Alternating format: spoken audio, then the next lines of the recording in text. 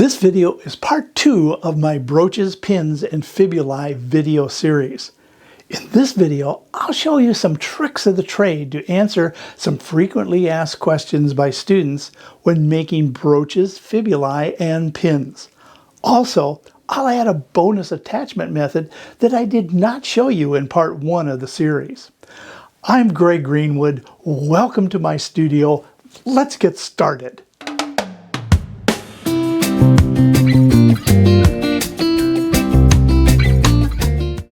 What kind of wire should I use for the pin and spring? Good first question.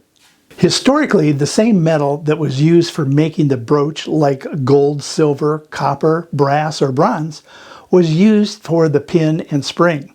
Now we have some options that can work better. Steel wire can work well and can be stiff and springy, but can be hard to bend and will rust and stain easily. Nickel-silver wire can make a good stiff spring. The color will slightly be different than your sterling pieces. Music or piano wire often is used but can be very hard to shape. Stainless steel wire is a common alternative. It can be shaped fairly easily, will hold a good spring, can be work hardened, and its color can blend well with sterling silver. How do I make my pin wire stiff so it will not bend?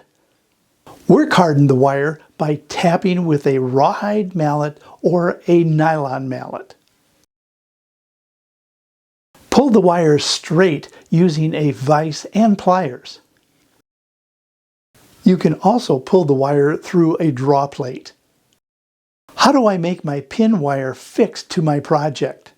Soldering directly to your piece will work, but can anneal the pin wire or pin metal may not solder well to your piece. Riveting works very well if it complements your brooch design. Tubing is a very common method to fix a pin wire. It also makes the pin wire movable, giving more flexibility to your design. Hinge posts. These can be very simple posts or very decorative. It all depends on your brooch design. How do I make my fixed pin wires springy without making a coil? Make sure that the pin wire is work hardened first. Then you can bend the pin wire sideways past the catches.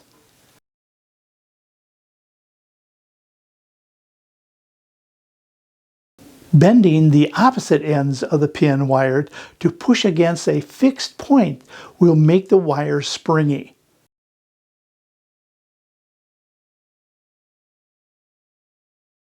Holding the opposite end of the wire in place is also a good method.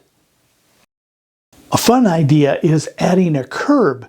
This gives the wire a fulcrum to bend over and adds a built-in spring. How do I make a spring coil?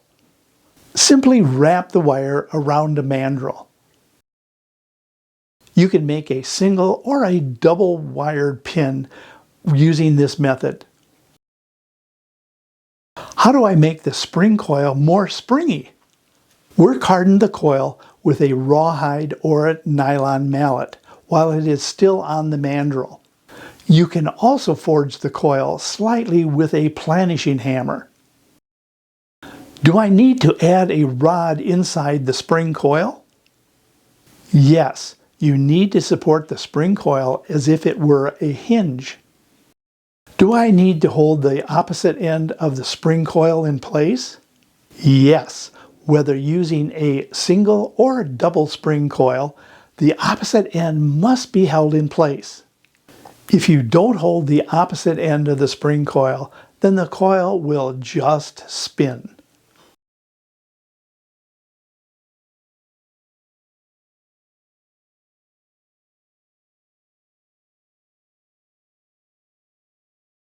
This double spring coil is held in the middle of the back sheet of the brooch.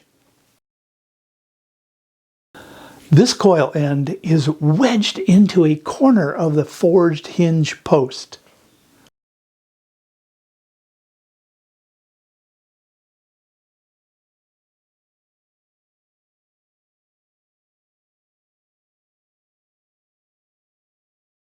Should I make a single or double pin wire? This depends on your design. Double pin wires, coiled or not, make your brooch much more secure, preventing a loose and floppy brooch and one that will fall off of your clients. How do I sharpen a pin end? File the wire end to a point on all 4 quarters. File the edges off, making the wire round. Emery off the file marks and polish for a nice smooth finish. Making brooches, fibulae, and pins are both challenging and exciting. In part 1 of this series, we learned about 4 methods of attaching jewelry to clothing. A friend from Germany, Torsten Neuer, reminded me of another attachment used for many years, the ringed pin fibula. Torsten makes reproductions of ancient fibulae and sent me some example photos.